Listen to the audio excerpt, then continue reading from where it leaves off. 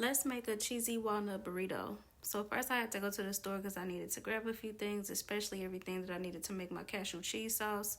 So yeah, after I went to the store, then I went home and I poured some boiling water over my walnuts and I let those soak for a little while. So here you see me making my cashew cheese sauce. If you need that recipe, it's on my page already. It's super quick and easy, and if you read the comments, a lot of people are saying that they love the cheese. So here you see me blending up my walnuts, and then I'm going to pour them into a pan with some oil, and I'm going to cook those just for a little bit, and then I'm going to add me some taco seasoning. Y'all, this is anytime I don't really feel like cooking, I always sound like K Hood.